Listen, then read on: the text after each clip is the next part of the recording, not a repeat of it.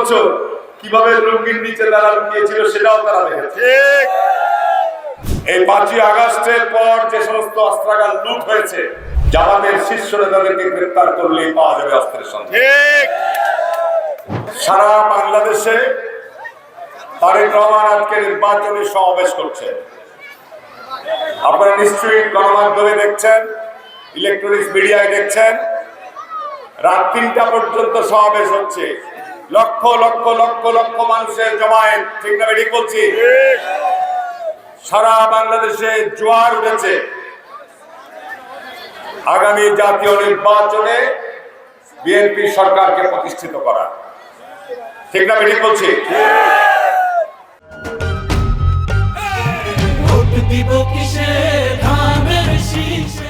আর আমি আল্লাহর কাছে শুকরিয়া আদায় করছি, আমি আমার নির্বাচনী এলাকা থেকে 6ষ্ঠবারের মতো আগামী 12 তারিখ ধানের শীষ প্রতীক নির্বাচনে প্রতিদ্বন্দ্বিতা করছি। ভাই আমার একটা কথা শুধু, জামাত ইসলামকে এই দেশের মানুষ 47ও দেখেছে, 71ও দেখেছে, 96 তো 86 তো দেখেছে, আর এই গত 15 বছর কিভাবে লুঙ্গির নিচে তারা লুকিয়েছিল সেটাও তারা দেখেছে। এই 5ই আগস্টের পর যে সমস্ত অস্ত্রাগার লুট হয়েছে, জামাতের শীর্ষ নেতাদেরকে গ্রেফতার করলেই পাওয়া যাবে অস্ত্রের সন্ধান। অন্তর্বর্তীকালীন সরকার নড়বড়ে অবস্থায় আছে, যেহেতু এখন পর্যন্ত যে সমস্ত অস্ত্র লুট হয়েছে, চাঁপাইনবাবগঞ্জে অস্ত্রাগার লুট হয়েছিল, আমি নবাবগঞ্জে ছিলাম সেদিন, এসপি অফিসে তারা ঘেরাও করে রেখেছে, আর ওদিকে অস্ত্র লুট হচ্ছে। নিশ্চিত এটার সাথে আমাদের কর্মীরা জড়িত, দেশে অস্থিরতা, গোলযোগ, বিশৃঙ্খলা মুখ তৈরির কারণে। আমি প্রশাসনকে অনুরোধ জানাবো, সেনাবাহিনী, র্যাবকে অনুরোধ করবো, প্রযুক্তির মাধ্যমে সমস্ত অস্ত্র উদ্ধারের আপনারা দ্রুত ব্যবস্থা গ্রহণ করুন। নির্বাচন অ্যাকচুয়ালি তো জামাত গণতন্ত্রে বিশ্বাসী কোনো রাজনৈতিক দলই নয়। নির্বাচনের সময় একই রাস্তা দিয়ে দুই দলের মিছিল যেতে পারে, ঠিক না? আমি বলছি যাইলে পারে আপনাদের পাশ দিয়ে আমরা এক অপরের রাস্তা করে দেবো নাকি? মারামারিতে লিপ্ত হবো? উনারা আবার আমার গাড়িতে পোস্টার ছিঁড়ে, আমার গাড়িতে বাড়ি মেরে উনারা আবার নবাবগঞ্জে হুঙ্কার দিচ্ছেন, হারুন পাকে দেখে যা, রাস্তায় তোর বাপেরা। এখন আপনাদের যেমন কাঁচা রাস্তা যেগুলো আছে সেগুলো ফাঁকা করা দরকার, পাশাপাশি ইউনিয়নের যেগুলো গুরুত্বপূর্ণ পাকা রাস্তা সেগুলো প্রশস্ত হওয়া দরকার, কি ঠিক না বেটি?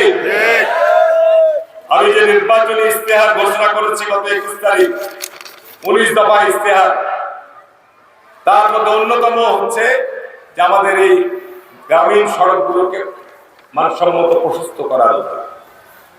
আরো একটা দাবি আপনাদের আছে, মহানন্দা সেতুর উপর আরেকটা ব্রিজ, ঠিক ঠিক না? ঠিক। ইনশাআল্লাহ এটা উদ্যোগ নিব, হারুন উদ্যোগ নেবে ইনশাআল্লাহ। ইতিমধ্যে আপনারা জানেন এই তরপার ঘাটটা, কি ঘাট বলে এটা, তরপার ঘাট থেকে আপনার অনুপ্রগর পর্যন্ত রাস্তা আপনার টেন্ডারের অপেক্ষায় আছে, ঠিক না বেটি? ঠিক ঠিক।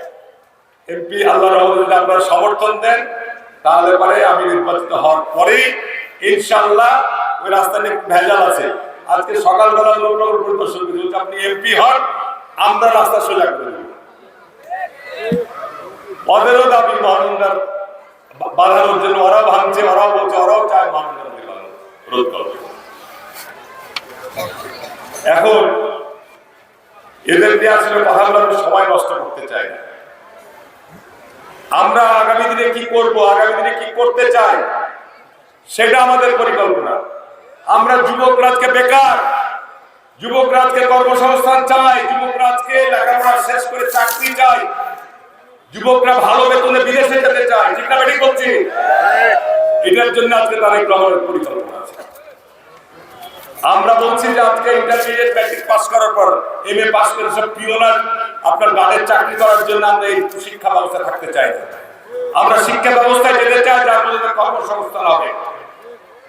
যে কারণে আজকে স্কুল কলেজগুলোতে আমরা থার্ড ল্যাঙ্গুয়েজ চালু করবো, চাইনিজ ভাষা শেখাবো, জাপানিজ ভাষা শেখাবো, কোরিয়ান ভাষা শেখাবো, ইতালির ভাষা শেখাবো। তার কারণ এই বিপুল যুব শক্তিকে যদি কর্মসংস্থান তৈরি করতে হয় তাহলে আমাদেরকে যে সব দেশে আজকে জনবল দরকার যাচ্ছে সেই সব দেশের ভাষা শিখতে হবে।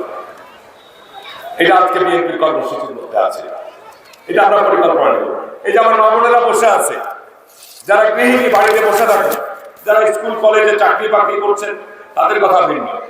কিন্তু এই যে বিপুল পরিমাণ আমাদের মেয়ে জনগোষ্ঠী, তাদের স্বাবলম্বী করার জন্য তাদের গ্রহণ করছে, আমরা আগামী দিনে মেয়েদের জন্য ফ্যামিলি কার্ড প্রবর্তন করব।